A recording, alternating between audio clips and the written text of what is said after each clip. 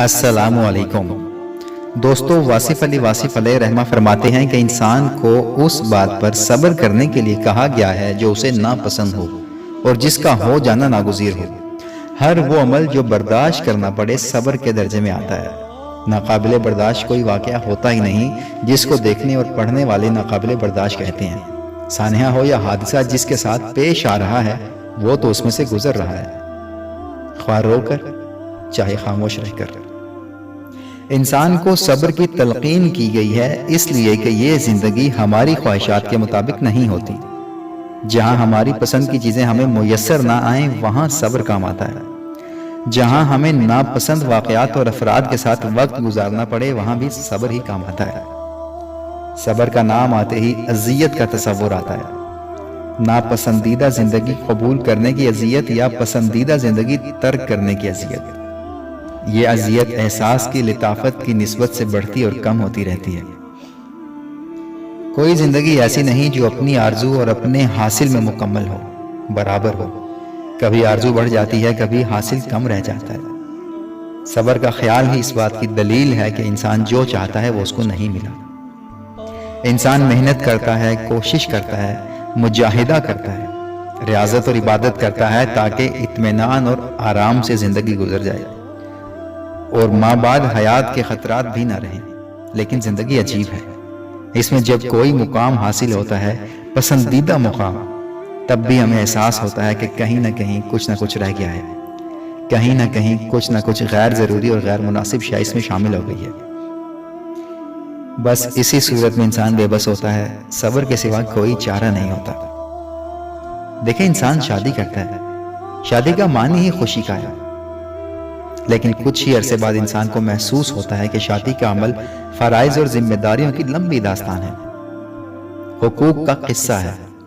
صرف خوشی کی بات نہیں ہے، اس میں رنج اور رنجشیں بھی شامل ہیں۔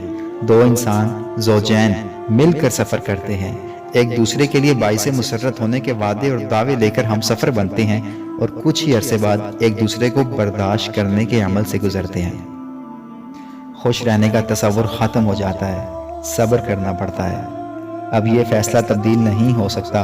اولاد کے ہو جانے کے بعد انسان محسوس کرتا ہے کہ وہ ایک خوبصورت رسی سے جکڑا گیا ہے، اس کی آزادی اور آزاد خیالی ختم ہو گئی ہے، اس پر عجیب و غریب فرائض عائد کر دیے گئے ہیں، وہ محبت کے نام پر مصیبت میں گرفتار ہو گیا ہے، لیکن اب صرف صبر کر سکتا ہے۔ یہی تلقین ہے کہ ہو جانے والے واقعات پر افسوس نہ کرو، صبر کرو۔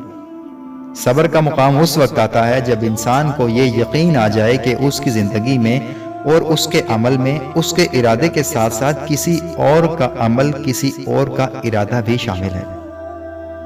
اپنے حال میں دوسرے کا حال شامل دیکھ کر انسان گھبراتا ہے، اور جب اسے ایک اور حقیقت کا علم ہوتا ہے کہ اس کے ارادوں اور اس کے عمل میں اس کے خالق و مالک کا امر شامل ہے، اور کبھی یہ امر ایک مشکل مقام سے گزرنے کا امر ہے، تو انسان سوچتا ہے کہ اگر اپنی ذات تک ہو تو بدل بھی سکتی ہے، لیکن اگر فیصلے امر مطلق کے تابع ہوں تو ٹل نہیں سکتے۔ یہاں سے انسان اپنی بے بسی کی پہچان شروع کرتا ہے۔ بے بسی کے آغاز سے صبر کا آغاز ہوتا ہے۔ خوشی میں غم کا دخل، صحت میں بیماری کا آ جانا، بنے ہوئے پروگرام کا معطل ہو جانا، کسی اور انسان کے کسی عمل سے ہماری پرسکون زندگی پریشانی کا امکان پیدا ہونا، سب صبر کے مقامات ہیں۔ تکلیف ہمارے اعمال سے آئے یا اس کے حکم سے، مقام صبر ہے، کیونکہ تکلیف ایک اذیت ناک کیفیت کا نام ہے۔ تکلیف جسم کی ہو، بیماری کی ہو یا روح کی تکلیف ہو، احساس مصیبت یا احساس تنہائی یا احساس محرومی کی شکل میں، مقام صبر ہے۔ انسان جس حالت سے نکلنا چاہے اور نکل نہ سکے وہاں صبر کرتا ہے۔ جہاں انسان کا علم ساتھ نہ دے، اس کی عقل ساتھ نہ دے اور اس کا عمل اس کی مدد نہ کر سکے، وہاں مجبوری کا احساس اسے صبر کے دامن میں آسرا تلاش کرنے کی دعوت دیتا ہے۔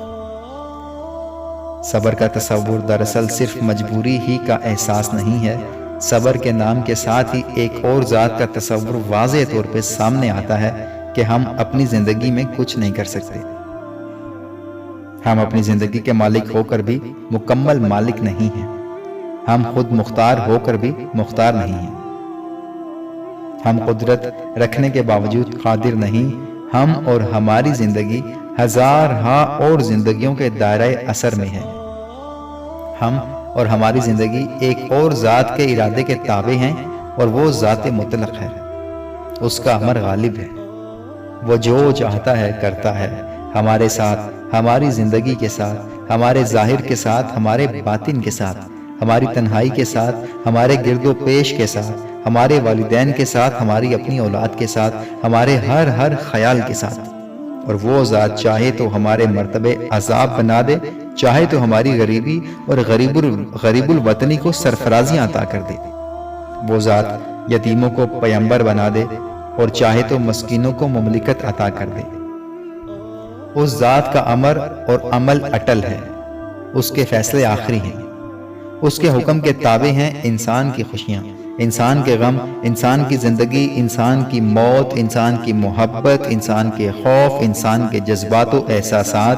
وہی ذات ہے جو انسان کو بار بار حکم فرماتی ہے کہ صبر کرو، یعنی اپنی زندگی میں میرے حکم سے پیدا ہونے والے حال کو سمجھنے سے پہلے تسلیم کر لو۔ جو سمجھ میں آ سکے اس پر صبر کرو، جو سمجھ میں آئے اس پر مزید غور کرو۔ صبر کی منزل ایک منزل ہے، فقر میں بلند مقام ہے صبر کا۔ وہ صبر کرنے والوں کے ساتھ ہے۔ عجب بات ہے کہ وہ تکلیف دور نہیں کرتا اور برداشت کرنے والوں کے ساتھ رہتا ہے، اور تکلیف بھیجنے والا بھی خود ہی۔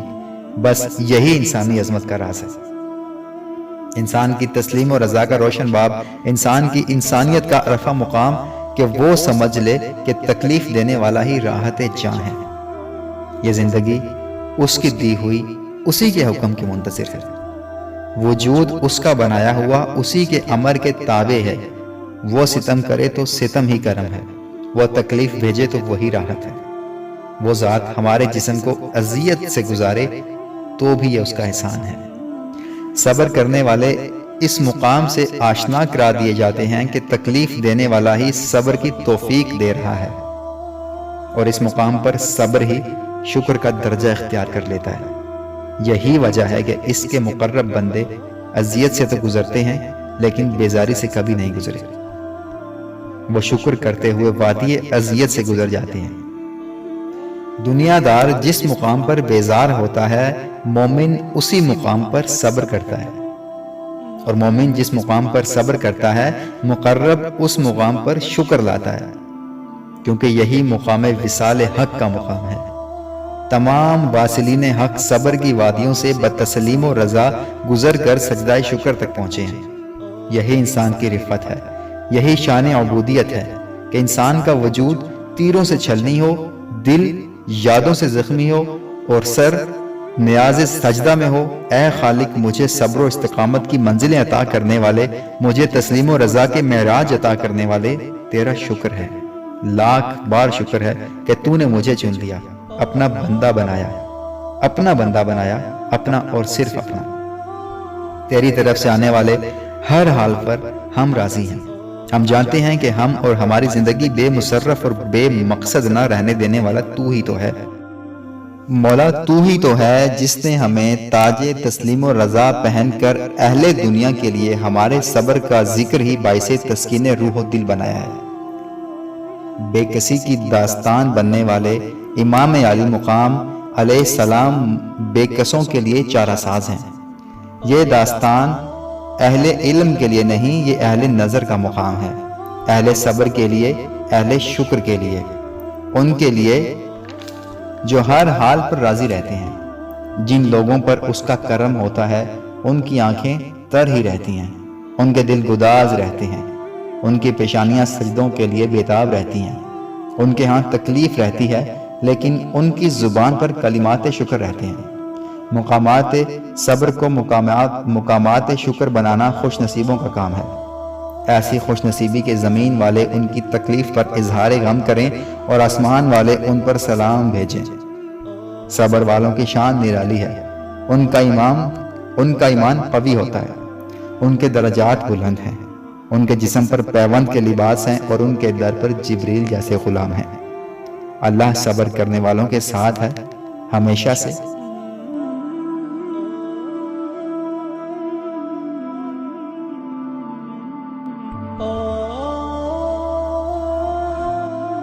دیس اور پردیس کے بارے میں فرماتے ہیں کہ جب انسان ایک دوسرے سے بیزار ہو جائیں، اپنے آپ سے، اپنے مستقبل سے مایوس ہو جائیں، ان کی امیدیں غیر ممالک سے وابستہ ہوں، ان کے اثاثے، ان کا سرمایہ ملک سے باہر ہو، تو لازمی بات ہے کہ وہ اپنے وطن میں رہ کر بھی خود کو غریب الوطن محسوس کریں گے۔ ہر انسان پردیسی ہے۔ پردیس ہمارا محبوب دیس ہے۔ انسان کی مجبوری یہ ہے کہ وہ اپنے محبوب وطن کو اپنا محبوب سمجھتا ہے۔ بیگانگی، اجنبیت، لا تعلقی، بے حسی، خود غرضی، مطلب پرستی، انا پرستی، خود پرستی انسان کو کبھی وطن پرستی سے آشنا ہونے ہی نہیں دیتی۔ یہ ساتھ وابستگی، محبت اور ہمدردی کے فقدان نے دیس میں پردیس پیدا کر دیا ہے۔ یہ صورتحال اندر ہی اندر یکجہتی، ہم آہنگی اور حب الوطنی کو گھن کی طرح کھائے جا رہی ہے۔ ویسے بھی اس دنیا میں خود کو پردیسی محسوس کرنا فطری بات ہے۔ ہمیں معلوم ہے کہ ہم کہیں اور سے آئے ہیں اور کچھ عرصہ قیام کے بعد ہم واپس بلا لیے جائیں گے۔ اپنے دیس کو جانا ہوگا، یہاں ٹھہرنے کا مقام نہیں ہے۔ زندگی کے مقدر میں پردیسی ہونا لکھا جا چکا ہے۔ یہ تحریر کاتب تقدیر کی ہے، اٹل ہے، اسے ہو کر رہنا ہے۔ پیر، پیغمبر، ولی، درویش، مردان خدا کوئی بھی ہو، یہاں مدام قیام نہیں کر سکتا۔ زندگی کے ٹھاٹھے مارتے ہوئے سمندر کی ایک نامعلوم موج ہمیں اس کنارے پر چھوڑ گئی ہے، اور کسی نامعلوم مدت کے بعد کسی نامعلوم لمحے میں ایک نامعلوم لہر ہمیں اٹھا کر اس پر واپس پھینک دے گی۔ یہ روزمرہ زندگی کا مشاہدہ ہے کہ زندگی کے بارونق بازار سے لوگ رخصت ہو جاتے ہیں۔ شہر آباد رہتے ہیں، لیکن شہری بدل جاتے ہیں، چلے جاتے ہیں۔ ہر 10 سال کے بعد چہرے بدل جاتے ہیں۔ گلیاں وہی، مکان وہی، شہر وہی، شہر کی رونقیں وہی، لیکن وہ چہرے کہاں گئے؟ وہ مانوس و محبوب چہرے رخصت ہو گئے، چلے گئے اپنے گھر۔ کون سے گھر؟ اپنے وطن۔ کون سے وطن؟ اگر ان کا وطن کوئی اور دیس تھا تو یہ دیس ان کا ہم سب کا پردیس ہے۔ عجب حال ہے دیس میں پردیس، سب کے لیے ہمیشہ کے لیے۔ ہر شہر میں، آباد شہر میں، بارونق اور جگمگاتے شہر میں قبرستان کا ہونا ایک عجیب داستان سناتا ہے۔ یہ داستان اہل دل کے لیے عبرتوں اور حقیقتوں کا دبستان ہے۔ اہل فضل اور اہل فکر حضرات اپنے اصل دیس کا چکر لگاتے رہتے ہیں۔ سر پر غرور کا انجام نگاہ میں رکھتے ہیں۔ وہ تاجوری سے نوحہ گری تک اپنے حاصل کا لا حاصل دیکھتے رہتے ہیں۔ لڑکیوں، عورتوں اور خواتین کو بار بار سمجھایا جاتا ہے کہ یہ دنیا بابل کا گھر ہے اور وہ دنیا سسرال ہے، اور ہر لڑکی کو سسرال جانا ہی ہوگا۔ دراصل یہ اطلاع ہے، یہ اعلان ہے، یہ وارننگ ہے کہ جانا ہی ہوگا۔ پردیس میں رہنے والوں، اسے غلطی سے اپنا دیس سمجھنے والوں، یہ سمجھ لو کہ جانا ہی ہوگا۔ جانے کے بنا چارہ نہیں ہے۔ دیس پردیس ہے اور ہم سب پردیسی ہیں۔ ہم سنتے ہیں اور بھول جاتے ہیں، دیکھتے ہیں اور بھول جاتے ہیں۔ ہمیں دعوت ہے کہ اے آنکھوں والو، سیر کرو دنیا کی اور دیکھو عاقبت سے ان جھوٹے مالکوں کی طرف جن کی اصل ملکیت کچھ اور تھی۔ یہ عبرت کدہ ہے، وقت کا عبرت کدہ۔ آج کے کھنڈر کل کے محلات تھے۔ جہاں آج الو بولتے ہیں، وہاں کل تک رونق تھی، روشنی تھی، ذل سبحانی کے جلال کا شہرہ تھا۔ آج وہاں کچھ بھی نہیں ہے۔ وہ پردیسی اپنے اپنے دیس کو چلے گئے، چھوڑ گئے ویرانیاں اپنے بعد۔ ہم سمجھتے نہیں، مالک بن بیٹھے ہیں۔ زمین کو انتقال کراتے کراتے ہمارا اپنا انتقال ہو جاتا ہے، اور یہ دیس نئے پردیسیوں کا انتظار کرتا ہے۔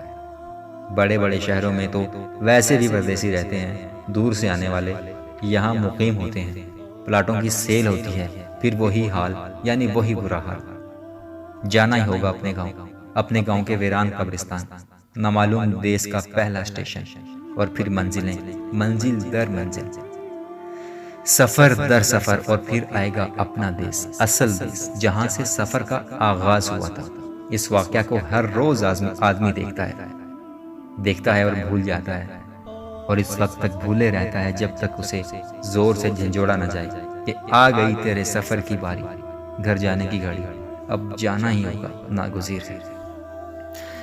غور سے دیکھا جائے تو کرائے کا مکان رہنے والا ساری عمر خود کو پردیسی سمجھتا ہے، نہ جانے کب اسے مکان سے نکال دیا جائے گا۔ آدھی سے زیادہ رقم کرایہ دار دے پھر بھی پردیسی ہے۔ ملازم پیشہ انسان کا کوئی دیس نہیں، آج یہاں کل وہاں۔ ان لوگوں کی زندگی کا اندازہ لگائیں کہ بیوی کہیں اور خود کہیں۔ سوچنے کا مقام ہے۔ ریل گاڑیوں کو دیکھیں، کھچا کھچ بھری ہوئی ہیں، پردیسی آ رہے ہیں، پردیسی جا رہے ہیں۔ ہزارہ بسیں ہما وقت سفر میں ہیں، پردیسی آتے ہیں، پردیسی جا رہے ہیں۔ ہوائی جہازوں کی بکنگ ٹکٹ نہیں ملتا پردیسیوں کو۔ یا اللہ، یہ تمام مسافر کا کون سا دیس ہے؟ یہ کہاں سے آتے ہیں اور کہاں جا رہے ہیں؟ آج کی بین الاقوامیت نے دیس کے تصور کو ویسے بھی رد کر دیا ہے۔ ہم کسی دیس کے شہری نہیں، ہم دنیا کے رہنے والے ہیں۔ سب پردیسی ہیں، وطن میں، وطن سے باہر۔ ہمارے سیاستدان سب پردیسی ہیں۔ کسی کی کتاب ہندوستان میں چھپتی ہے، کسی کی انگلستان میں، اپنے اپنے دیس میں۔ سیاست پرورش پاتی ہے بیرونی ممالک میں اور پھر واپسی پر۔ بہاریں ساتھ لاؤں گا اگر لوٹا بیاباں سے، لیکن نہیں، پردیسیوں کے کیا ٹھکانے، جانے کب کیا ہو جائے۔ لندن میں بیٹھ کر دیسی لوگ پلاننگ کرتے ہیں دیس کے بارے میں، اپنے دیس کے بارے میں، اپنے پردیس میں۔ عجب حال ہے، پردیس ہی پردیس ہے۔ سب سے زیادہ حسرت ناک حالت ان پردیسیوں کی ہے جو کسب معاش کے لیے باہر گئے، بیرون ملک گئے۔ ان کے عزیزان ان کے انتظار میں یہاں پردیسی ہیں، وہ وہاں پردیسی۔ دولت کی ہوس نے جدائیاں پیدا کر دی ہیں، پیسہ آ رہا ہے، عمر بیتتی جا رہی ہے۔ حالات بہتر کرنے کی تمنا نے حالت خراب کر دی ہے۔ خواہشات کا پھیلاؤ، نمائش کی خواہش، آرائش کی تمنا نے مجبور کر دیا اپنے بیٹے کو، محبوب خاوند کو وطن سے باہر بھیج دیا جائے۔ اب گھر میں انتظار ہے، خط کا انتظار ہے، پیسے کا انتظار ہے، پیسہ بھیجنے والے کا انتظار۔ جس کی خاطر گھر سجایا وہی گھر میں نظر نہ آیا۔ حیرت ہے، افسوس ہے، ہم کیوں نہیں سادہ زندگی بسر کرتے؟ کیا غریب الوطنی کے بغیر گزر نہیں ہو سکتی؟ اور وہ لوگ بیچارے وطن سے دور یادوں کے سہارے دن کاٹ رہے ہیں۔ اوپر سے گزرنے والے طیاروں کو حسرت کی نگاہ سے دیکھتے ہیں کہ یہ جہاز وطن جا رہے ہیں، اور وہ مجبور ہیں، اجنبی زمینوں پر، اجنبی فضاؤں میں، اجنبی لوگوں میں، اجنبی ماحول میں۔ وطن میں عزت کی زندگی گزارنے کی تمنا میں پردیس کی ذلت برداشت کر رہے ہیں۔ مجبوریوں کا عذاب نازل ہو چکا ہے۔ ہم کیوں نہیں سمجھتے دولت کی تمنا دلبروں کو دور کر دیتی ہے۔ انسان غریبی کا لقمہ نہیں کھاتا، لیکن حیرت ہے کہ جدائی کا زہر کھا لیتا ہے۔ کیوں نہ بلا لیا جائے ان بیچاروں کو؟ وی سی آر نہ صحیح، رنگین ٹی وی کے بغیر بھی تو زندگی گزر ہی سکتی ہے۔ اپنے پیاروں کو جدا کر کے کون سا میوزک سنو گے؟ غریبی کے اندیشے سے نکل کر تم اور بڑے اندیشوں میں مبتلا ہو چکے ہو۔ تم سب ایک دوسرے کی یاد میں روتے رہتے ہو۔ چند سکوں کے عوض اتنا بڑا عذاب، ارے جدائی کا عذاب۔ بلا لو پردیسیوں کو، دیس میں واپس بلا لو اپنے پیاروں کو۔ وہ دانشور بھی پردیسی ہیں جو سفر نامے لکھنے کے لیے مسافر بنتے ہیں۔ سفر نامے کی خواہش ہی پردیس کی تمنا ہے۔ جیب خالی اور رفت خیال کمزور ہو جائے تو واقعات کا بیان آسان محسوس ہوتا ہے۔ خیال کے سفر سے جسم کا سفر آسان ہے۔ بہرحال آج کل سفر ناموں کا دور ہے، مسافرت کی گھڑی ہے، پردیسی ہو جانے کے زمانے ہیں۔ پاسپورٹ اور ویزا اور این او سی کے حصول کا وقت ہے۔ جب تک خیال ایک مقام پر نہ ٹھہرے، ہم کسی مقام پر ٹھہر ہی نہیں سکتے۔ ہمارا ہر خیال ابھی زیر تشکیل ہے، ابھی ہر شعبہ زیر منصوبہ بندی ہے۔ ابھی بڑے فیصلے ہونا باقی ہیں، ہمارے فیصلے اور پھر ہمارے بڑوں کے فیصلے۔ ہم لوگ عجیب حال میں ہیں۔ گھر میں پنجابی بولتے ہیں، محفلوں میں اردو، دفتروں میں انگریزی، عبادت عربی میں کرتے ہیں، ہر زبان پردیسی ہے۔ ہم کئی دفعہ پردیسی ہیں۔ ہم انگریزی زبان سے نجات حاصل نہیں کر سکے، ہم سندھی، بلوچی اور پشتو سے ناشنا ہیں۔ بھائی کی زبان سے بھائی بے خبر ہے، دور کی زبانیں بولتے ہیں اور یہاں خود کو پردیسی سمجھتے ہیں۔ بھائی کی زبان سے ناشنا ہو تو بھائی چارہ کیسے پیدا ہو؟ انسان گھر سے نکلتے ہی پردیسی ہو جاتا ہے۔ 60 کلومیٹر کے بعد زبان کا لہجہ، الفاظ، ڈکشن بدل جاتے ہیں۔ ضلع کی زبان الگ، ہر صوبے کا آدمی دوسرے صوبے میں بالکل پردیسی ہوتا ہے۔ زبان اور لباس کی یکسانیت خیال کی یکسانیت پیدا کرتی ہے۔ اسی یکسانیت کے بغیر ہم سب پردیسی ہیں، ایک دوسرے کے پاس، ایک دوسرے سے ناشناس، دیس میں پردیس۔ زندگی کے مقدر میں پردیسی ہونا لکھا جا چکا ہے۔ ہم تمام عمر زائر اور مسافر رہتے ہیں، کبھی اس آستانے پر، کبھی اس آستانے پر، کبھی اس طرف، کبھی اس طرف۔ اسلام عرب سے آیا، ہم سمجھتے ہیں کہ ہم بھی عرب سے آئے ہیں، اس لیے ہم روز عمرہ، حج، زیارتیں کرتے ہیں۔ ہندوستان میں ہمارے بڑے روحانی پیشواؤں کے آستانے ہیں، ہم ان کی جدائی میں پردیسی محسوس کرتے ہیں خود کو۔ ہمارے فکری اور سیاسی پیشوا بھی دور بستے ہیں، ہم ان کے دیار کو بھی اپنا دیس سمجھتے ہیں۔ ہم اپنے آپ سے یا تو مفرور ہونا چاہتے ہیں یا ہم سمجھتے ہی نہیں کہ ہمارا دیس کیا ہے۔ بہرحال ہمارے محبوب کی گلیاں ہی ہمارا دیس ہیں۔ ہمارے محبوب کی گلیاں ہی ہمارا دیس ہیں، کیا خوبصورت لائن ہے۔ بہرحال ہمارے محبوب کی گلیاں ہی ہمارا دیس ہیں۔ دراصل ہم اس فانی جہان میں بے قرار رہتے ہیں، ہم پردیسی ہیں۔ جب تک ہم اپنے دیس میں نہ جائیں ہمیں چین نہیں آئے گا۔ ہمارا اصل دیس ہمارے پاؤں کے نیچے مٹی میں ہے یا سر کے اوپر آسمان میں ہے۔ وجود مٹی سے آتا ہے، مٹی کے دیس میں لوٹ جائے گا۔ روح آسمان یا لامکان سے آتی ہے، وہ وہاں پرواز کر جائے گی اور پھر قرار رہے گا۔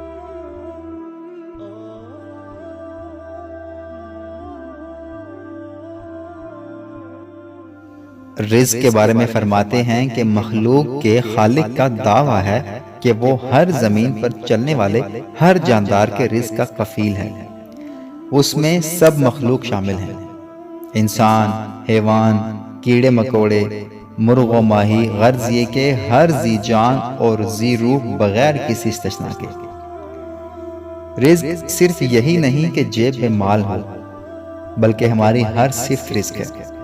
ہماری ہر استعداد رزق ہے، بینائی رزق ہے، گویائی رزق ہے، خیال رزق ہے، احساس رزق ہے، سماعت رزق ہے، وجود کی طاقت اور لطافت رزق ہے، غم رزق ہے، خوشی رزق ہے، علم رزق ہے، محبت رزق ہے، حسن رزق ہے، ذوق جمال رزق ہے، اور سب سے بڑی بات کہ یہ ایمان بھی رزق ہے۔ اس ہمار رنگ رزق کے نزول اور حصول کے عمل پر غور کرنے سے یہ بات واضح ہو جاتی ہے کہ خالق کا دعویٰ کسی دلیل کا محتاج نہیں ہے۔ وہ ایسا رازق ہے کہ بچے کے پیدا ہونے سے پہلے اس کے رزق کا انتظام کر چکا ہوتا ہے۔ آسمانوں سے مصفى اور مطہر پانی کی بارش برسانے والا خالق رزق کی ترسیل کے وسیع سلسلے رکھتا ہے، انسان سمجھ نہیں سکتا۔ آج کا انسان جھگڑالو ہو گیا ہے، وہ تسلیم سے حاصل ہونے والی تعلیم سے محروم ہو چکا ہے۔ یہی وجہ ہے کہ وہ رزق کے وسیع و عریض پھیلاؤ کو دیکھتا تو ہے، سمجھ نہیں سکتا۔ بارش کے ساتھ رزق کا اتنا گہرا تعلق ہے کہ بارش کو ہی رزق کہہ دیا جاتا ہے۔ بارش کے ہونے ہی سے رزق کے چشمے بلکہ سر چشمے جاری ہو جاتے ہیں۔ پہاڑوں اور جنگلوں میں اگنے والے ایک معمولی درخت کو دیکھیں، رزق سے بھرپور ہے۔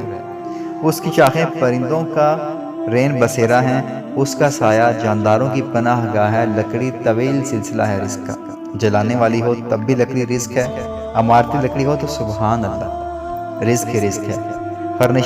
فرنیشنگ ہاؤس، شو روم، فرنیچر، گاڑیاں رزق کمانے والوں اور رزق کھانے والوں کے لیے نعمت ہیں۔ درخت کی لکڑی نہ ختم ہونے والا خزانہ ہے۔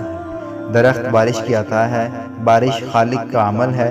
دعویٰ یہ ہے کہ رزق آسمان سے نازل ہوتا ہے، دلیل یہ کہ بارش میں صفت رزاقی ہے۔ زمین سے اگنے والے اناج کو بارش سے جو تعلق ہے وہ محتاج بیان نہیں۔ جاندار زمین سے اگنے والی اجناس پر پلتے ہیں۔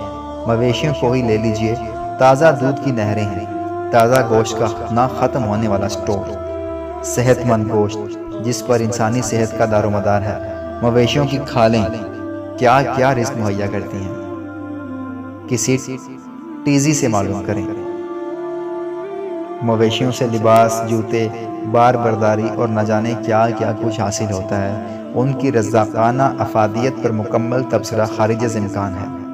جانور جانوروں کا رزق ہیں، انسانوں کا رزق ہیں، یہاں تک کہ مرا ہوا جانور بھی گدھ کا رزق ہے۔ گدھ مردار پر پلتا ہے، شاہین زندہ شکار سے اپنی زندگی برقرار رکھتا ہے۔ پروردگار کے کام ہیں، شاہین اور شیر کی خوراک کو زندگی دے کر محفوظ کر دیا گیا ہے۔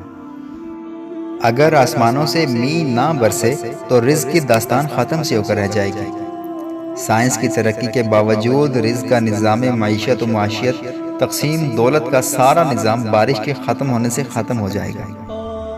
بارش کے دم سے سوتی اور اونی کپڑے کی ملیں چل رہی ہیں۔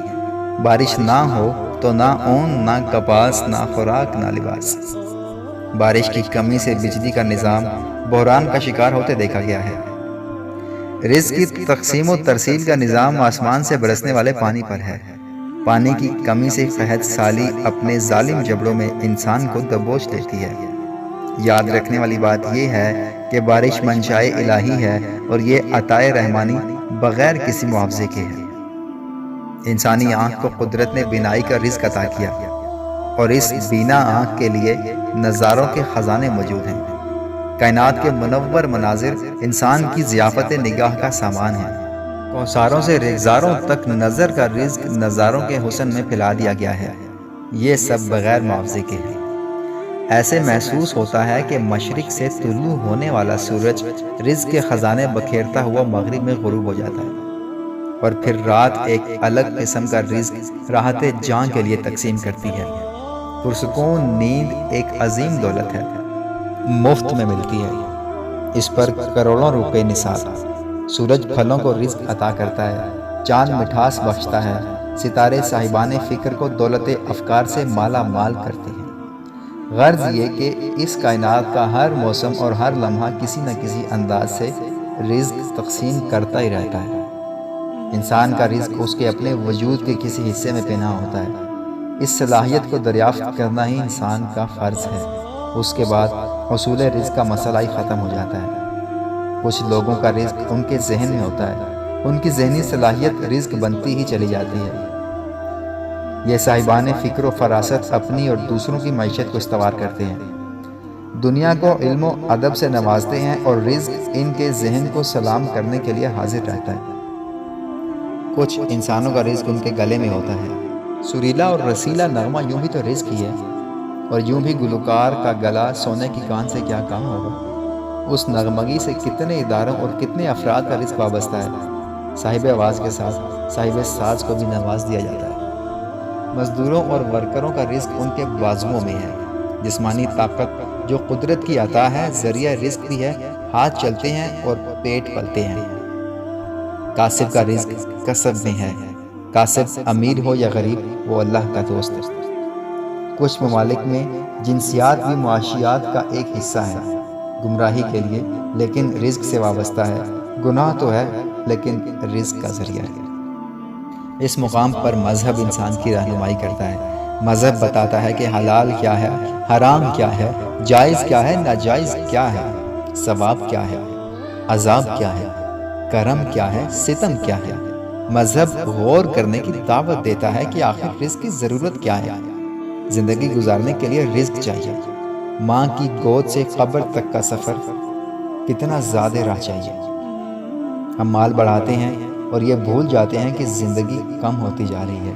سانس کی آری ہستی کا شجر کاٹ رہی ہے۔ زندگی برف کی سل کی طرح پگھلتی ہی چلی جا رہی ہے۔ یہ پونجی گھٹتی جا رہی ہے۔ دولت موت سے نہیں بچا سکتی۔ سانس بند ہو جائے تو رزق کی تمام افادیت ہمارے لیے ہمیشہ کے لیے ختم ہو جاتی ہے۔ جائز ضروریات کو ناجائز کمائی سے پورا کرنا بھی حماقت ہے۔ حماقت بھی ہے اور گناہ بھی۔ رشوت کے مال پر پلنے والی اولاد لازمی طور پر باغی ہوگی، بے ادب ہوگی، گستاخ ہوگی۔ دوہرا عذاب ہے، عاقبت بھی برباد، اولاد بھی برباد۔ تکاثر زر نے انسان کو اتنا غافل اور اندھا بنا دیا ہے کہ اس کی آنکھ بند ہونے سے پہلے کھل ہی نہیں سکتی۔ انسان دولت کے حصول کی خواہش میں پاگل سا ہو گیا ہے۔ دولت زندگی کے لیے ہے، لیکن آج زندگی صرف دولت کے لیے ہے۔ سوچنا چاہیے کہ صرف پیسہ ہی رزق نہیں، ایک قسم کا رزق حاصل کرنے کے لیے دوسری قسم کا رزق ضائع کرنا کم عقلی ہے۔ دین کو دے کر دولت دنیا حاصل کی تو بھی کس کام کی؟ وطن چھوڑ کر پیسہ تو لیا، جہنم میں لے جانے والی دولت سے وہ غریبی بہتر ہے جو جنت کی راہ دکھائے۔ خیر و شر کا شعور نہ ہو تو امیر غریب کی بحث ابس ہے۔ کائنات میں دولت کی یکساں تقسیم کی خواہش ایک ایسا خواب ہے جو انسان اس وقت تک شرمندہ تعبیر نہیں ہو سکتا جب تک کوے اور مور کو ایک جیسے پر نہیں ملتے یا شیر اور گیدڑ کو ایک جیسا مزاج نہیں ملتا۔ اچھا امیر بہت اچھا ہوتا ہے، برا غریب بہت برا۔ اچھا امیر وہ ہے جو اپنے مال سے اپنے محروم بھائی کی خدمت کرے، برا غریب وہ ہے جو دوسرے کے مال کو باطل طریقے سے حاصل کرنا چاہے، یعنی چوری، ڈاکہ، رشوت کے ذریعے۔ آزادی پرواز رزق ہے، سونے کا قفس ملے تو بھی قبول نہیں کرنا چاہیے۔ یہ زندگی محدود ایام کے لیے ہے، پاکیزہ رزق تلاش کرنا چاہیے، بلکہ اس کا انتظار کرنا چاہیے۔ ہمارا رزق ہمیں ضرور ملے گا، جیسے ہمیں ہماری زندگی ملی، بینائی ملی، گویائی ملی، اور جیسے ایک دن ہمیں موت نے ملنا ہے۔ جو ہماری جان کا محافظ ہے وہی ہمارے رزق کا ضامن ہے۔ رزق دینا رازق کا عمل ہے، یہ اس کا دعویٰ ہے جس نے سورج، چاند، ستاروں کو نورانی رزق عطا کیا ہے، جس نے پہاڑوں کو استقامت دی ہے، دریا کو روانی دی ہے، گلوں میں رنگ بھرے ہیں، موسموں کو خوب انقلاب کی عطا کی ہے۔ بیج کو مٹی کی تاریکی میں پالنے والا انسان کو کیوں نہ پالے گا؟ صبر و استقامت کا مقام ہے اپنی غریبی کی توہین نہیں کرنی چاہیے، اپنے مال کو عذاب نہ بنایا جائے، حق والے کو حق دے دیا جائے اور اپنی عاقبت کی فکر کی جائے۔ عاقبت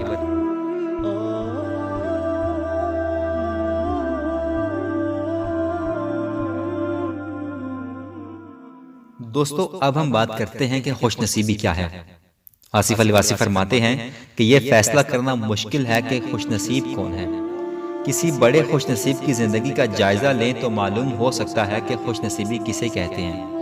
ہمارے عقیدے اور معلومات میں پیغمبر ہی خوش نصیب ہیں، وہ لوگ جن کی زندگی دوسروں کے لیے ایک مثالی نمونہ ہے، جن کا ذکر بھی اہل فکر حضرات کے لیے سکون اور برکت کا باعث ہے۔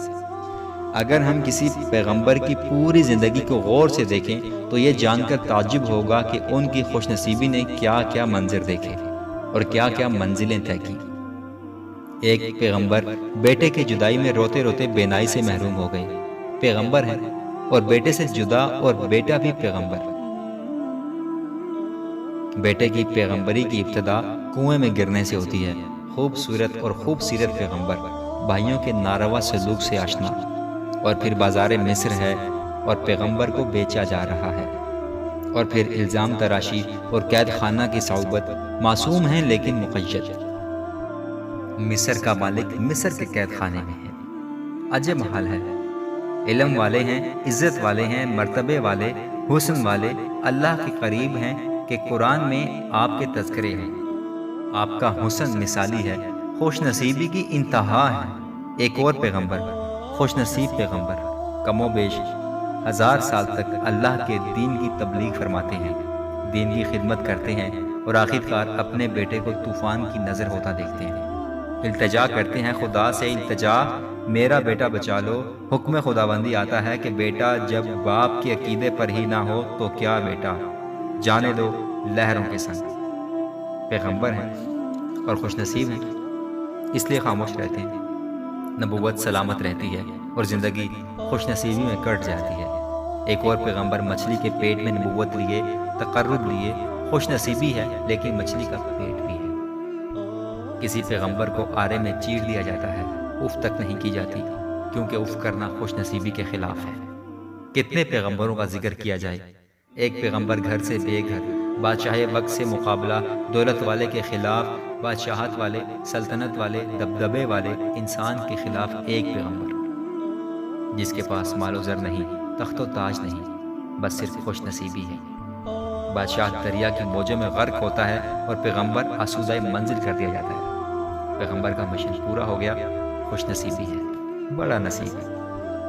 اور پیغمبروں کے ذکر میں اس آخری رسول، عزت و شوکت والے پیارے نبی یعنی حضور اکرم صلی اللہ علیہ وآلہ وسلم کا ذکر کیسے نہ آئے؟ آپ سے زیادہ دنیا میں کون خوش نصیب ہو سکتا ہے؟ ایک طرف اللہ اور اس کے فرشتے آپ پر درود بھیجتے ہیں، دوسری طرف دنیا میں آپ کے جانثار آپ علیہ الصلوۃ والسلام پر درود و سلام اور نعت کے ہدیے پیش کرتے ہیں۔ آپ ایسے خوش نصیب ہیں کہ اپنے تو اپنے بیگانے بھی آپ کو عقیدے کے نذرانے پیش کرتے ہیں۔ آپ اتنے خوش نصیب ہیں کہ جو آپ کا غلام ہو گیا وہ بھی خوش نصیب کر دیا گیا۔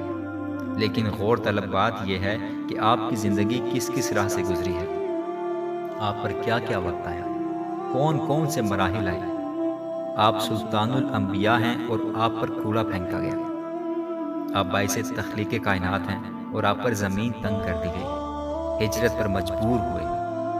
آپ نے کفار سے پتھر کھا کر اپنے بہنے والے خون سے انہیں کفار کے لیے دعائیں لکھی، کسی پر لعنت نہ بھیجی۔ خوش نصیبی کی انتہا ہے کہ پیوند والا لباس زیب تن ہے اور آسمانوں سے بلاوا آتا ہے کہ اللہ اپنے خاص بندے کو آج سیر کرائے گا۔ کیا کیا نہ دکھائے گا، کیا کیا نہ بتائے گا، کیا کیا نہ آشکار ہوا، سب کچھ ہوگا۔ سب ماضی سے ملاقات ہوگی اور مستقبل کے بھی جلوے آشکار ہوں گے۔ امت کے لیے دعائیں منظور ہوں گی، رفتوں کی مسافت طے ہوگی۔ قابہ قوسین بلکہ اس سے بھی آگے۔ جلوہ جلوے کے روبرو ہوگا، آئینہ آئینے کے روبرو ہوگا۔ انسان اللہ کے قریب ترین ہوگا، ایسا قرب کہ نہ کبھی ہوا نہ کسی کو حاصل ہوگا، لیکن لباس میں پیوند رہے گا۔ خوش نصیبی وجود کا ظاہر نہیں، وجود کا باطن ہے۔ یہ بات ہمیں سمجھ نہیں آ سکتی کہ امام حسین کیوں خوش نصیب ہیں۔ آپ پر کربلا گزری اور یہ بہت بڑی کٹھن منزل تھی۔ کیا کیا نہ ہوا، کون سا غم تھا جو نہ ملا، کون سا مرحلہ تھا جو نہ آیا۔ مراحل ہی مراحل، مشکل ہی مشکل، خود مشکل کشا اور یہ ابتلا۔ مالک ذوالفقار کے اور پھر جلوے گردش روزگار کے، بڑے نصیب کی باتیں ہیں، تقرب کے صحیفے ہیں، زمین پر ہونے والا آسمانی کرشمہ، خود تماشا اور خود تماشائی، عجب صورتحال ہے۔ خوش نصیبی کی شرح دل پذیر اپنے خون سے رقم کر رہے ہیں۔ سید الشہداء نے خوش نصیبی کو وہ رنگ عطا کیا کہ کہنے والے برملا کہہ اٹھے، حقا کے بنا الہ الہ است حسین۔ یہ سب حسین اوراق ہیں خوش نصیبی کی کتاب مقدس کے، یہ سب مقطعات ہیں خوش نصیبی کی الہامی کتاب کے۔ کون جانے اور کون سمجھے، علم کے مخفی خزانوں کی کنجیاں ہیں ان خوش نصیبوں کے پاس، ساقی کوثر ہیں اور دریا کے کنارے پیاسے ہیں۔ یہ سب رازہائے سربستہ کی کرشمہ کاریاں ہیں۔ آج کا انسان کیا جانے کہ خوش نصیبی کیا ہے۔ آج کسی کو غریبی اور پیغمبری اکٹھے مل جائے تو وہ پیغمبری سے استعفیٰ دے دے گا۔ اگر آج کے انسان کو دولت اور خدا میں سے ایک کو چننا پڑے تو وہ دولت قبول کرے گا۔ دل اور شکم کا قصہ تو اقبال نے فرمایا، دل کی آزادی شہنشاہی، شکم سامان موت۔ آج کا انسان صرف دولت کو خوش نصیبی سمجھتا ہے اور یہی اس کی سب سے بڑی بد نصیبی ہے۔ آج کا انسان یا مسلمان زندگی فرعون کی پسند کرتا ہے اور عاقبت موسیٰ کی۔ بدقسمت ہے آج کا انسان، آسائشوں کا گرفتار، نمائشوں کا پرستار، آرائشوں کا پجاری، آلائشوں کی بیماری میں کراہ رہا ہے۔ اس کا دل بجھ چکا ہے لیکن اس کے مکان میں قمقمے روشن ہیں۔ وہ لذت وجود کی لعنت میں گرفتار ہے۔ اسے کسی بڑے مقصد سے تعارف ہی نہیں، وہ صرف سینچریاں ہی بناتا جاتا ہے اور پھر کلین بولڈ ہو کر رخصت ہو جاتا ہے۔ آج ترقی کو مدعا حیات سمجھا جا رہا ہے۔ ترقی کیسی ترقی؟ کس کی ترقی؟ کس پر ترقی؟ خوراک کی بجائے دوائی کھانے والا انسان کیا ترقی کرے گا؟ آسمان زیر قدم آ گیا، آسمانوں کی راہ ڈھونڈنے والا دل کی دنیا ویران کر چکا ہے۔ انسان انسان سے اجنبی ہے، اپنے آپ سے بیگانہ، مقصد حیات سے بے خبر، خوش نصیبی کے مفہوم سے نہ آشنا۔ خوش نصیبی کسی شے کا نام نہیں، سماجی مرتبے کا نام نہیں، بینک بیلنس کا نام نہیں، بڑے بڑے مکانوں کا نام نہیں۔ خوش نصیبی صرف اپنے نصیب پر خوش رہنے کا نام ہے، کوشش ترک کرنے کا مقصد نہیں۔ کسی خوش نصیب نے آج تک کوشش ترک نہیں کی، لیکن یہ کوشش بامقصد ہونی چاہیے۔ ایسی کوشش کہ زندگی بھی آسان ہو اور موت بھی آسان ہو، یہ دنیا بھی اچھی اور وہ دنیا بھی بہتر۔ ایسی زندگی کہ ہم راضی بھی رہیں اور ہماری زندگی پر خدا بھی راضی ہو۔ خوش نصیبی ایک متوازن زندگی کا نام ہے، نہ زندگی سے فرار ہو نہ بندگی سے فرار ہو، ایک ایسا انداز کہ لالچ نہ ہو، کنجوسی نہ ہو، نہ بخل ہو۔ لالچی انسان پیسے گنتا رہتا ہے، جمع کرتا ہے، آخر کار عذاب کی گرفت میں آ جاتا ہے۔ کنجوس اپنی دولت کے استعمال سے محروم رہتا ہے، وہ کسی کے مال کی حفاظت کرتا رہتا ہے، استعمال کا حکم نہیں، اور بخیل اپنے مال سے کسی کو کچھ نہیں دیتا۔ وہ ایسا سورج ہے جس کی روشنی نہیں، ایسا دریا ہے جس میں پانی نہیں، ایسا انسان ہے جس میں انسانیت نہیں۔ خوش نصیب انسان حق کے قریب رہتا ہے، وہ ہوس اور حسرت سے آزاد ہے، وہ فنا کے دیس میں بقا کا مسافر ہے، اس کا دل جلوہ پر نور سے معمور ہے، وہ اپنے آپ پر راضی، اپنی زندگی پر راضی، اپنے حال پر راضی، اپنے حالات پر راضی، اپنے خیالات پر راضی، اپنے خدا پر راضی، اور ہمیشہ ہمیشہ کے لیے راضی۔ سلام ہو خوش نصیبوں کی خدمت میں۔ سنو، تم تو بڑے نڈر تھے، تم ماں باپ سے بھی نہیں ڈرتے تھے، تم کسی ناگہانی آفت سے کبھی خوفزدہ ہوئے ہی نہیں تھے، تم بڑے حوصلے والے تھے، مگر آج تم اپنے سائے سے ڈر رہے ہو، تم اپنی اولاد سے خوفزدہ ہو، تمہارے بچوں نے تمہیں کس اذیت سے گزارا ہے۔ بے خوف دل میں خوف کا پیدا ہونا عجیب ہے، یہ بہت بڑا انتشار ہے۔ بزرگوں سے کی گئی گستاخیوں کی سزا گستاخ بچوں کی شکل میں ملتی ہے۔ بے ادب اور گستاخ اولاد والدین کو ریزہ ریزہ کر دیتی ہے۔ میرے دوست، والدین کی روحوں سے معافی مانگو تاکہ تمہارے بچے تمہاری عاقبت اور عبرت نہ بنے۔ جس نے والدین کا ادب کیا اس کی اولاد مؤدب ہوگی۔ آج تمہارے پاس پیسہ ہے لیکن غریبی کے ڈر بھی ہے۔ کل تک تو تم غریب تھے لیکن تمہیں ڈر نہیں تھا۔ تم نے کبھی سوچا یہ سب کیا ہے؟ دولت جمع کرنے والا، اسے گننے والا، اس سے محبت کرنے والا کبھی سکھی نہیں ہوتا۔ دولت کی آرزو میں غریبی کا ڈر ہے۔ غریب کو غریب ہونے کا ڈر نہیں ہوتا، اس کو امید ہوتی ہے کہ کبھی بھلے دن آئیں گے، لیکن امیر آدمی کو ڈر ہوتا ہے کہ کبھی برے دن نہ آ جائیں۔ تمہارے بزرگوں کے پاس پیسہ کم تھا، سکون زیادہ تھا۔ تمہارے پاس پیسہ زیادہ ہے لیکن سکون نہیں ہے۔ شاید سکون امیر ہونے کی آرزو سے نجات پانے ہی نہیں ملتا۔ تم نے اس بات کو اچھی طرح سمجھ لیا ہوگا کہ دولت کبھی انسان کو سکون نہیں دیتی۔ دولت کی افادیت ہی پیسے خرچ کرنے میں ہے، اور خرچ کرنے سے یہ کم ہو جاتی ہے۔ گویا دولت کی افادیت ہی اس سے کم ہونے میں ہے۔ دولت جمع رہے تو اس کی افادیت ہی نہیں ہے۔ دولت مند کنجوس اور بخیل ہو جاتا ہے، وہ دراصل کسی اور کے مال کی حفاظت پر مامور ہے، اور یہ مال اس کے لواحقین کی وراثت ہے۔ دولت کی تمنا، اس کا حصول، اس کا ارتکاز سب انتشار کے ابواب ہیں۔ یہ ضروری نہیں کہ غریب سکون میں ہو، لیکن یہ ضروری ہے کہ دولت مند سکون سے محروم ہوگا۔ ہمدم اپنی کمائی، جائز اور ناجائز کمائی، محروم انسانوں تک پہنچا کر اپنے لیے سکون کا اہتمام کرو۔ اگر تمنا حاصل سے زیادہ ہو تو اضطراب پیدا ہوگا، انتشار ہوگا، اور اگر حاصل تمنا سے زیادہ ہو تو سکون کا باعث بنے گا۔ کم آرزو والے انسان مطمئن رہتے ہیں۔ تم محبت بھی کرتے ہو، انسانوں سے نہیں، اشیاء سے۔ تمہیں کثرت عزیز ہے۔ تم آلائش سے، آرائش سے، آسائش سے، زیبائش اور نمائش سے محبت کرتے ہو۔ تم فطری جذبات سے محروم ہو چکے ہو۔ تم اپنے مکان کو سجاتے ہی رہتے ہو، اس میں فانوس روشن کرتے ہو، اس میں چراغاں کرتے ہو، مگر تمہارے دل کی دنیا میں چراغاں نہیں ہے۔ مکان جگمگا رہے اور دل بجھے ہوئے۔ باہر کا چراغاں دل کا اندھیرا دور نہیں کر سکتا۔ یہ روشنیاں کیا ہیں؟ جب اتنا اندھیرا ہے تو یہ روشنیاں کیا ہیں؟ یہ محفلیں کیا ہیں جب روح کے اندر تنہائی چیختی رہتی ہے؟ یہ انتشار کیا ہے کہ سب منتشر ہیں؟ ایک دوسرے کے پاس رہنے والے ایک دوسرے سے ناشناس کیوں ہیں؟ کیا کوئی کسی کو نہیں جانتا؟ کیا کوئی کسی کے دل کے قریب نہیں؟ کیا کوئی کسی کے اندر نہیں جانتا؟ کیا سارے ہی سارے اجنبی ہیں؟ کیا انجمن صرف تنہائیوں کا میلہ ہے؟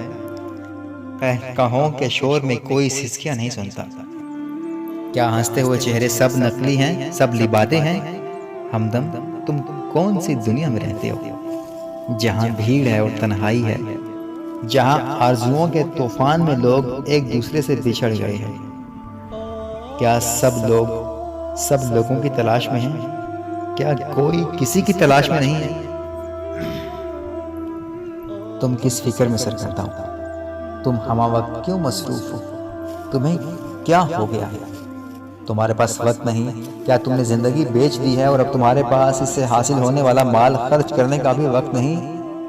تم نے مکان بنایا اور اس میں رہنے کا وقت نہیں تمہارے پاس؟ تم نے خوشی حاصل کرنے کے لیے دل بیچ دیا؟ اب خوشی کیسے محسوس کرو گے؟ تمہارے پاس آسانیاں ہیں لیکن دل نہیں، تم مشین بن گئے ہو، ہر وقت مصروف، جذبوں سے عاری، غم اور خوشی سے لا تعلق، سب سے بیگانہ، اپنے آپ سے بھی بیگانہ۔ یہ کیا انتشار ہے؟ یہ کس جرم کی سزا ہے؟ بے کیف زندگی، بے جان حرکات، بے سم سفر، بے معنی تگدو، بے نام منزلیں، بے امام مسافرت، بے حضور قلوب، بے نور دیدے، بے شعور الجھنے، بے سبب بندشیں، بے وجہ دھڑکے، بے نصیب کوششیں اور بے لگام معیشتیں۔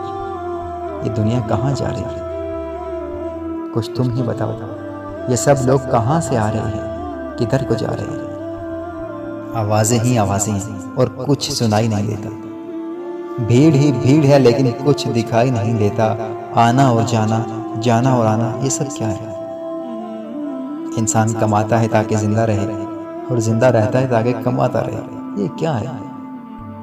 تم اس جہان رنگ و بو میں کیسے گزر رہے ہو؟ تم نے شاید سوچنا چھوڑ دیا، اچھا کیا، سوچنا بہت بڑی بیماری ہے، ایسی بیماری جس کا علاج نہیں ہے۔ سوچنے والے کو کبھی رات کو سورج نظر آتا ہے، کبھی دن کو تارے دکھائی دیتے ہیں، وہ ہر شے کو ایک اور زاویے سے دیکھتا ہے۔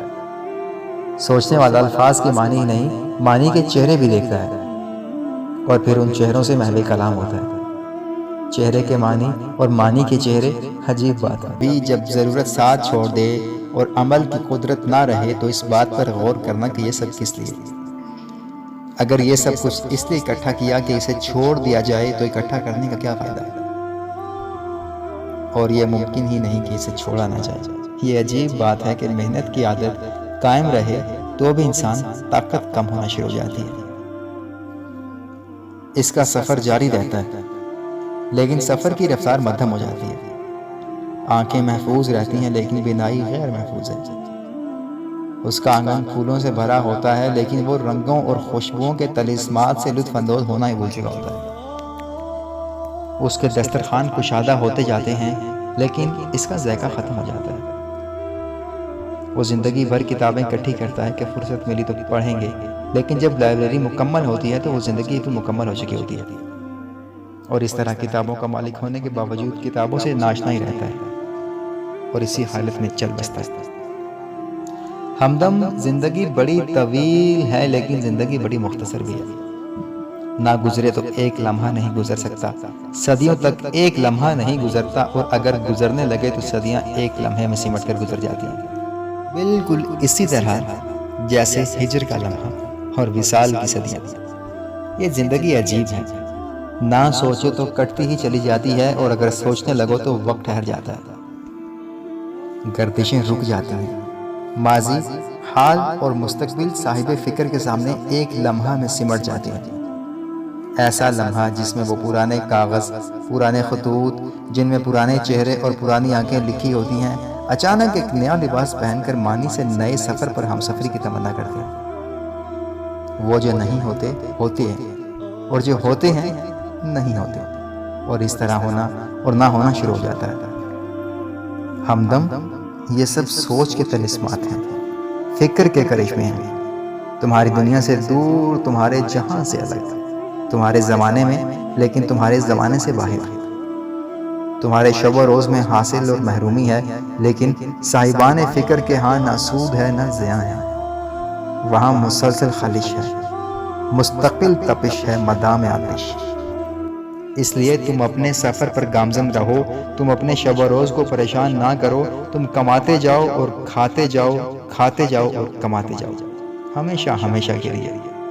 تمہارے آنگن میں پھول کھلیں، تمہارے مکانوں میں چراغاں رہے، تمہارے شہروں میں میلے قائم رہیں، اور تمہارا دل کی بات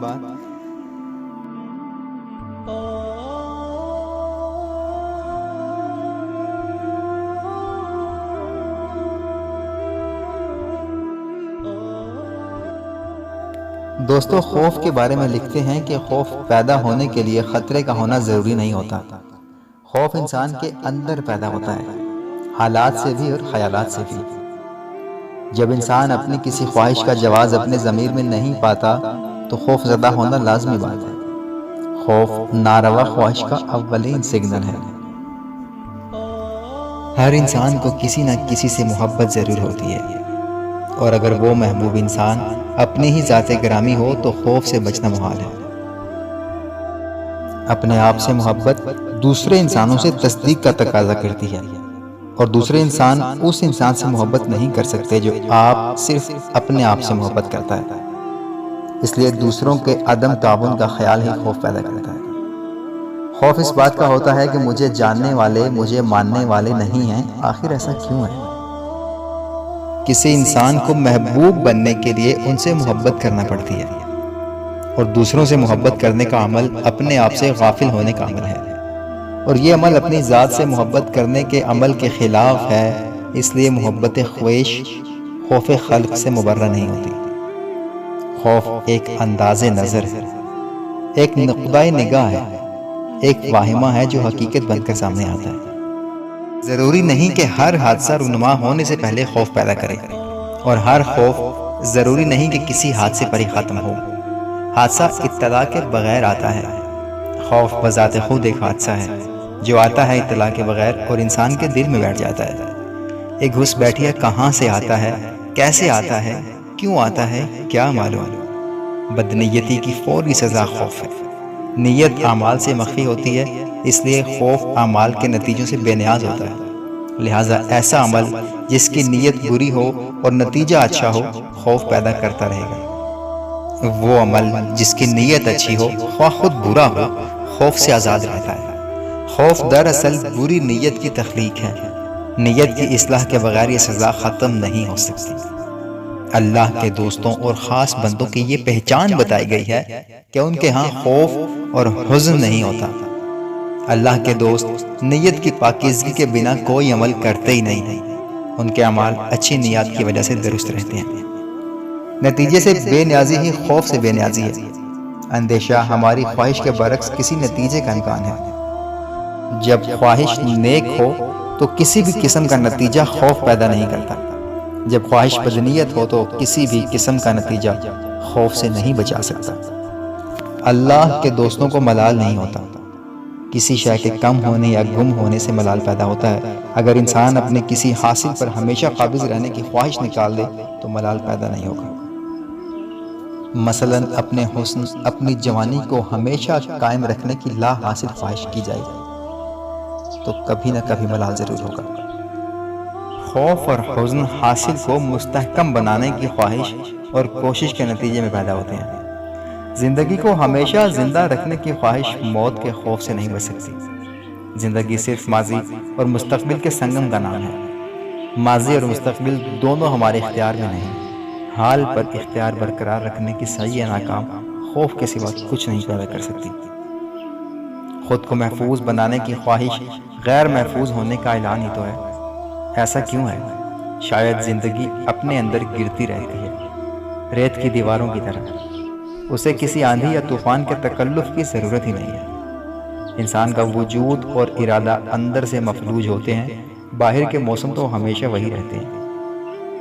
بہاریں اور خزائیں آتی رہتی ہیں، لیکن ہم اپنے اندر بے نام اندیشے پالتے رہنے کی وجہ سے یکسر بدل جاتے ہیں، اور پھر ہمیں نہ بہار راس آتی ہے اور نہ خزاں۔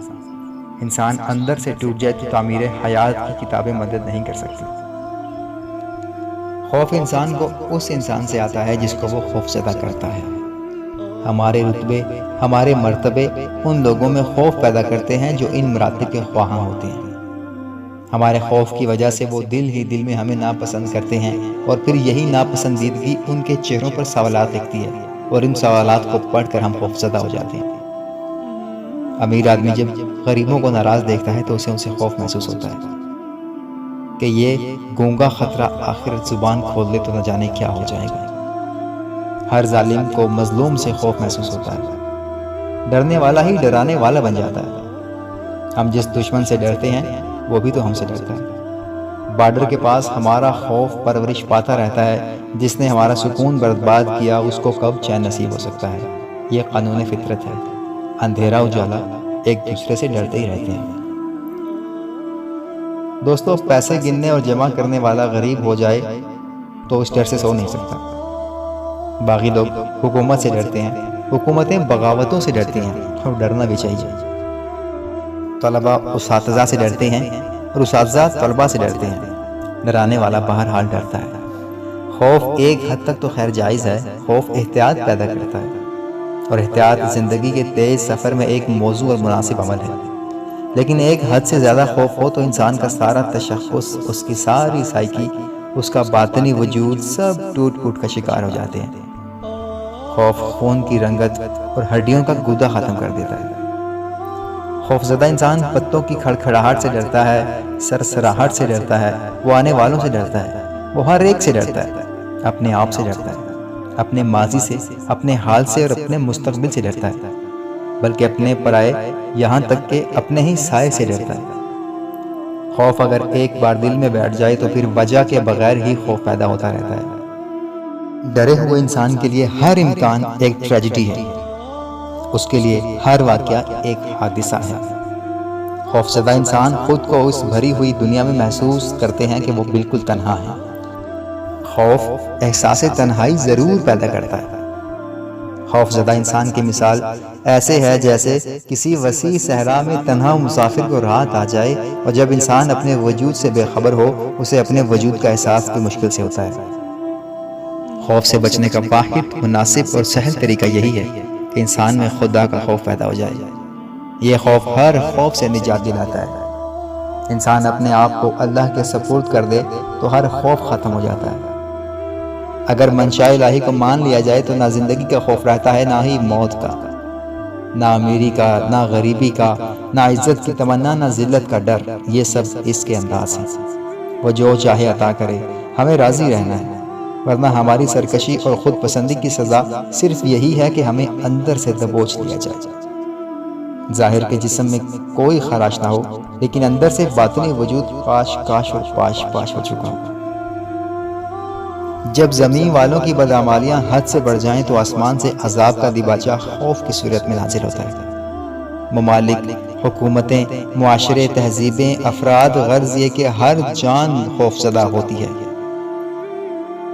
ہر شخص یہی محسوس کرتا ہے کہ نہ جانے کب کیا ہو جائے۔ ہر ارتقا اندیشے سے دوچار ہوتا ہے۔ ہر شے ایک بنام اندیشے کے سائے میں لپٹی ہوئی نظر آتی ہے۔ جب انسان خدا سے دور ہو جائے تو سکون انسان سے دور کر دیا جاتا ہے، اور اس کی جگہ اندیشہ اور خوف مسلط کر دیا جاتا ہے۔ جب زندگی اپنی افادیت، معنویت اور تقدیس کھو دے تو نتیجہ خوف کے علاوہ کیا ہو سکتا ہے؟ انسان جب انسانیت ترک کر دے تو اسے خوف سے بچانا مشکل ہے۔ خوف اور مسلسل خوف، بے وجہ اور بے معنی خوف ایک عذاب ہے۔ اس کرب مسلسل سے بچنے کا واحد ذریعہ یہی ہے کہ انسان خوف خدا رکھے۔ انسان یہ نہ بھولے کہ اس کا قیام عارضی ہے۔ اسے ضرور اسی راستے پر گامزن ہونا ہے جس پر اس کے آباء و اجداد سفر کر گئے۔ خیال اور عمل کا فرق کم کرنے سے خوف کم ہو جاتا ہے۔ اپنے حاصل اور حق میں فرق مٹ جائے تو خوف مٹ جاتا ہے۔ اپنے حاصل اور حق میں فرق مٹ جائے تو خوف مٹ جاتا ہے۔ اس کو میں دہرا اس لیے رہا ہوں کہ یہ میرے دل پہ جاگے لگی ہے۔ کیا خوبصورت بات ہے، اپنے حاصل اور حق میں فرق مٹ جائے تو خوف مٹ جاتا ہے۔ خوف کسی غلطی، کسی غفلت، کسی گناہ اور کسی جرم کی یاد کا نام ہے۔ خوف خود کوئی شے نہیں ہے، یہ صرف نشاندہی ہے کسی ناروا عمل کی، یہ کسی نامناسب رویے کا نتیجہ ہے۔ خوف زدہ انسان اول تو کوئی فیصلہ کر ہی نہیں سکتا، اور اگر کر بھی لے تو فیصلہ غلط ہو جاتا ہے۔